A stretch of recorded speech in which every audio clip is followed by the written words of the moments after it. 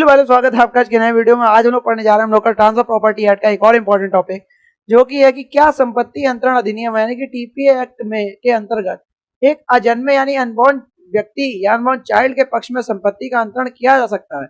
अगर अगर हाँ तो व्याख्या कीजिए। बहुत ज्यादा इंपॉर्टेंट टॉपिक है आपके प्रॉपर्टी एक्ट के नजरिए से, पीओवी से, और बहुत बार ये क्वेश्चन पूछा गया है आपके एग्जाम्स में। शुरू करते हैं इस टॉपिक को प्रस्तावना से। भारतीय संपत्ति कानून यानी कि प्रॉपर्टी लॉ में ट्रांसफर ऑफ प्रॉपर्टी एक्ट 1882 संपत्ति के अंतरण यानी कि ट्रांसफर से संबंधित प्रमुख कानून है। भारतीय संपत्ति कानून यानी कि प्रॉपर्टी लॉ में जो ट्रांसफर ऑफ प्रॉपर्टी एक्ट है यानी ट्रांसफर ऑफ प्रॉपर्टी एक्ट यानी टीपीए है, वो उसके अंतर्गत जो संपत्ति के अंतरण से संबंधित एक प्रमुख कानून है। और संपत्ति के अंतरण से तात्पर्य है किसी वस्तु, भूमि या अधिकार को एक व्यक्ति से दूसरे व्यक्ति को हस्तांतरित करना। जाहिर सी बात है, इस संदर्भ में यह महत्वपूर्ण प्रश्न उठना है कि क्या एक अजन्मे व्यक्ति या जैसे कि कोई बच्चा जो अभी तक जन्म नहीं लिया है के लिए संपत्ति का अंतरण वैध होगा या नहीं होगा। चलिए जानते हैं भाई। सबसे पहले देख लेते हैं अजन्मे व्यक्ति का अर्थ और उसकी कानून की स्थिति, यानी अनबॉर्न पर्सन का अर्थ देख लेते हैं और उसकी कानून में स्थिति देख लेते हैं। अजन्मे व्यक्ति से आशय है वह व्यक्ति जो अभी जन्म नहीं लिया है। अजन्मे व्यक्ति से आशय है कि वह व्यक्ति जो अभी जन्म बिल्कुल भी नहीं लिया है पर भविष्य में जन्म लेगा, पर फ्यूचर में क्या लेगा, जन्म लेगा। जैसे एक गर्भवती महिला के गर्भ में पल रहा भ्रूण, जैसे एक गर्भवती जो महिला है, प्रेग्नेंट वुमेन है, उसके गर्भ में पल रहा जो वो एक एम्ब्रस है यानी कि जो एम्ब्रियो है, जो भी चीज है उसे जो भी बोलते हैं, भ्रूण जो है वो मतलब कि एक तरीके से अनबॉर्न पर्सन है, अनबॉर्न चाइल्ड है। भारतीय कानून के अनुसार कहा गया कि अजन्मे व्यक्ति को पूर्ण वैधानिक अधिकार नहीं मिलते हैं। भारतीय कानून के अनुसार कहा गया है एक अजन्मे व्यक्ति को पूर्ण वैधानिक अधिकार नहीं मिलते हैं क्योंकि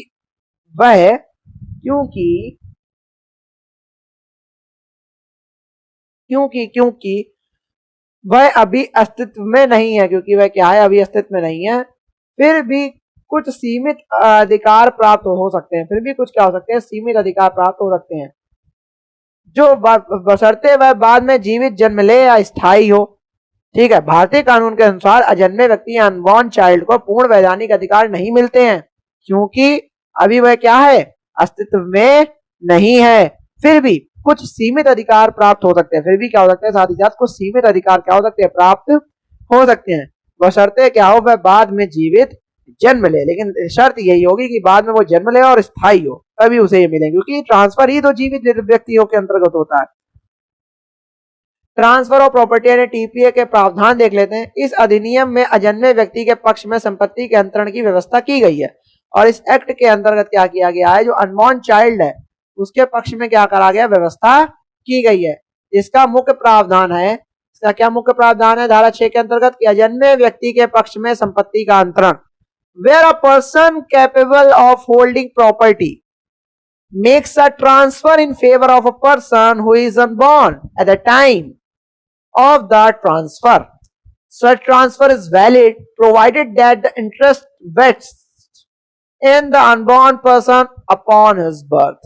जैसे ही वो बर्थ लेगा तुरंत उसके अंदर वो वेस्ट हो जाएगा, निहित हो जाएगा। मतलब यदि कोई व्यक्ति संपत्ति का अंतरण करता है यानी ट्रांसफर करता है जो कि अजन्मे व्यक्ति के पक्ष में है या जो कि क्या है, अनबॉर्न चाइल्ड के पक्ष में है, तो वह अंतरण वैध माना जाएगा। तो वह अंतरण क्या होगा, वैध माना जाएगा, बशर्ते कि वह अजन्मे व्यक्ति जन्म लेने के बाद उस संपत्ति का स्वामी बन जाए।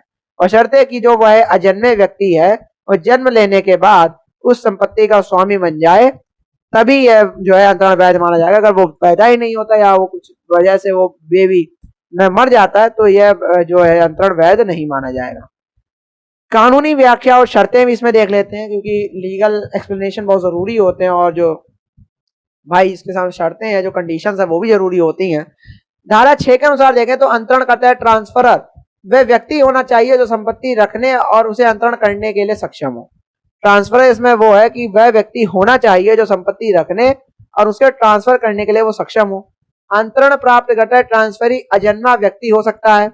अंतरण वैध होगा यदि अजन्मा व्यक्ति जन्म लेता है। अंतरण तभी वैध होगा या लीगल होगा या वैलिड होगा जब अजन्मा व्यक्ति जो है, अनबॉर्न चाइल्ड है, अनबॉर्न पर्सन है, वो जन्म लेता है और जीवित रहता है। ये भी नहीं कि जन्म ले लिया और मरा हुआ जन्म दिया, नहीं, जीवित रहता है। अगर वह जन्म नहीं लेता या जन्म के बाद जीवित नहीं रहता तो अंतरण क्या रहेगा, असफल होगा तो ट्रांसफर क्या होगा, असफल होगा। इसे वेस्टिंग ऑफ इंटरेस्ट कहा जाता है, इसे वेस्टिंग ऑफ इंटरेस्ट कहा जाता है। यानी अधिकार का अंतरण तब होगा जब वह अजन्मा व्यक्ति जीवित जन्म लेता है, ठीक है। यानी अधिकार का अंतरण ट्रांसफर कभी तभी होगा जब वह जब वह क्या होगा, अजन्मा व्यक्ति जीवित जन्म लेता है। ट्रांसफर ऑफ प्रॉपर्टी एक्ट यानी ट्रांसफर ऑफ प्रॉपर्टी एक्ट के अतिरिक्त अन्य कानूनों का दृष्टिकोण भी देख लेते हैं कि भारतीय दंड संहिता आईपीसी और नागरिक कानून में भी अजन्मे व्यक्ति की कानूनी स्थिति महत्वपूर्ण मानी गई है, यानी कि इंपॉर्टेंट मानी गई है, विशेष रूप से अधिकारों के संरक्षण में। स्पेशल जो एक जो तरीके से तो उसके राइट्स को संरक्षण में उसे माना गया है, उसकी महत्वपूर्णता मानी गई है। केस लॉज देख लेते हैं भाई, केस लॉज कौन कौन से और न्यायिक व्याख्या देख लेते हैं। सबसे पहले जो श्रीमान वाला केस था, यानी कि जो श्रीमान गंगाराम वामन, श्रीराम गंगा बामन, बामन देवता श्रीराम गंगा बामन बनाम दत्ता पांडुरंग मुकुंद, ये मैटर 1924 का था। तो इस मामले में बॉम्बे हाई कोर्ट ने स्पष्ट किया, इस मामले में बॉम्बे हाई कोर्ट ने स्पष्ट किया कि संपत्ति का जो अंतरण है वो अजन्मे व्यक्ति के पक्ष में किया जा सकता है। इसमें क्या होता है, इस मामले में जो बॉम्बे हाई कोर्ट था उसने यह स्पष्ट कर दिया, यानी कि बिल्कुल साफ कर दिया कि संपत्ति का जो अंतरण है वो अजन्मे व्यक्ति के पक्ष में या जो एक अनबॉर्न पर्सन है उसके पक्ष में किया जा सकता है, यदि वह जन्म ले और जीवित रहे, यदि वह जन्म ले और जीवित रहे तभी उसके पक्ष में किया जा सकता है। यदि ऐसा नहीं होता तो संपत्ति वापस अंतरणकर्ता को लौट जाएगी, और अगर ऐसी ये शर्त है वो नहीं होता है तो जो संपत्ति है वो वापस जो ट्रांसफरर है उसके पास लौट जाएगी, और फिर उस व्यक्ति को जो संपत्ति का वैध धारक हो या फिर उस व्यक्ति को जो संपत्ति का एक वैध धारक है यानी ओनर है। दूसरा केस था गोविंद राव वासुदेव वाडेकर, गोविंद राव वासुदेव वाडेकर बनाम गंगाबाई भाऊ, 1954 में कहा गया कि इस मामले में सर्वोच्च न्यायालय ने यह माना कि अजन्मे व्यक्ति को संपत्ति का अधिकार केवल उस स्थिति में मिलेगा जब वह जीवित जन्म लेता है। यानी इस मामले में जो सर्वोच्च न्यायालय ने यह माना कि जो अजन्मे व्यक्ति है, जो अजन्मा व्यक्ति है, उसको संपत्ति का अधिकार केवल उस स्थिति में मिलेगा जब वह जीवित जन्म लेता है।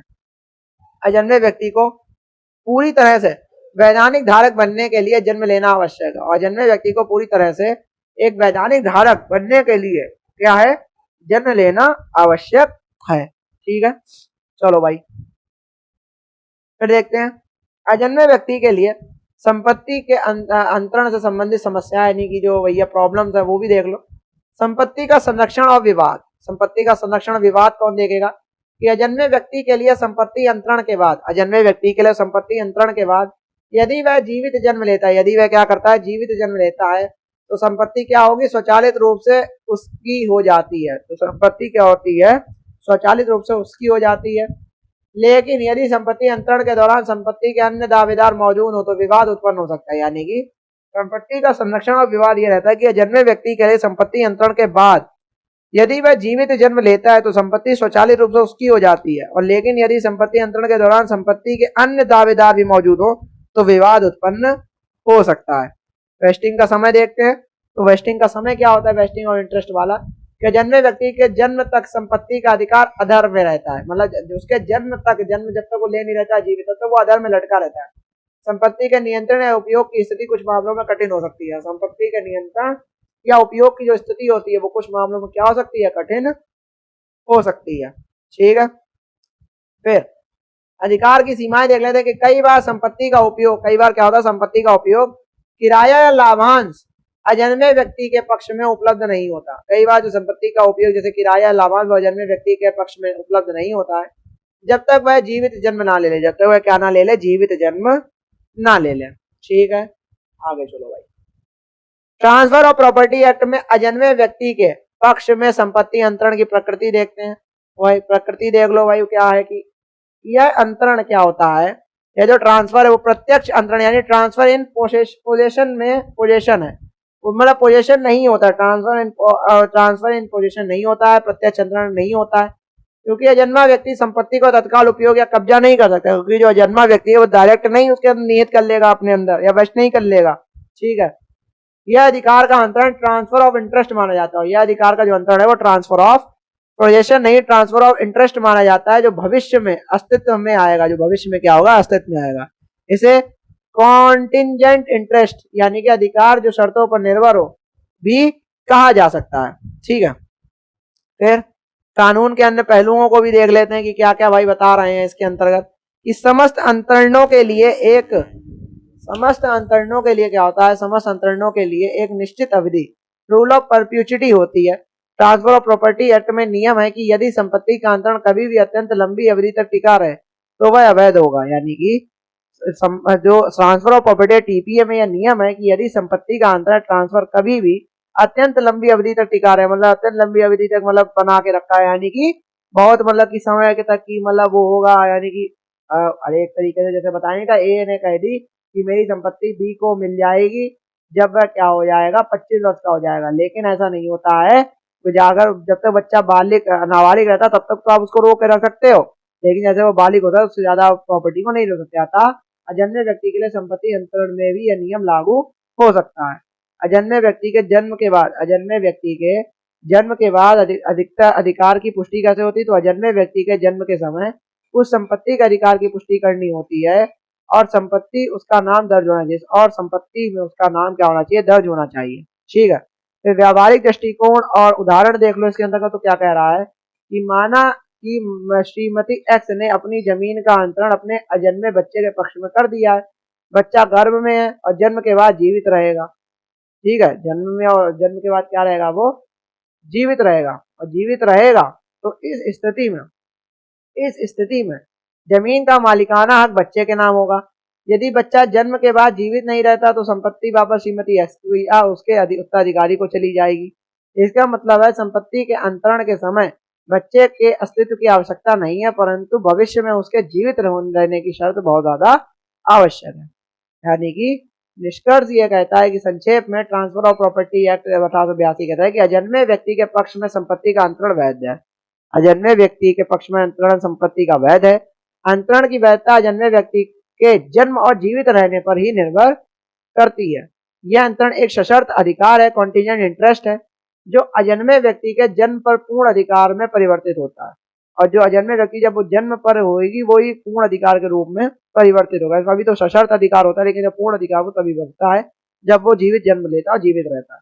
भारतीय न्यायालयों ने भी इसे स्वीकार किया है और इस संबंध में कई निर्णय भी दिए हैं। इसलिए संपत्ति का अंतरण अजन्मे व्यक्ति के लिए कानूनी दृष्टि से संभव है, किंतु इसके लिए निश्चित शर्तें क्या होनी चाहिए, पूरी होनी चाहिए। और यहाँ पे हम लोग का ये पूरा टॉपिक समाप्त हो गया। मेरे हिसाब से आपको समझ में आ गया होगा कि क्या अजन्मे व्यक्ति के लिए संपत्ति का अंतरण हो सकता है, क्या क्या रीजन है, क्या क्या शर्तें हैं, वो सब मैंने आपको बता दी। अगर आपको नहीं समझा तो आपको पता आपको क्या करना है, 1.5 की स्पीड ला के 2 वीडियो को देखना, तो आपको बहुत अच्छे से समझ में आ जाएगा। और ऐसे ही वीडियो आते रहेंगे आपको ट्रांसफर प्रॉपर्टी एक्ट के लिए। तब तक के लिए जय हिंद, जय भारत।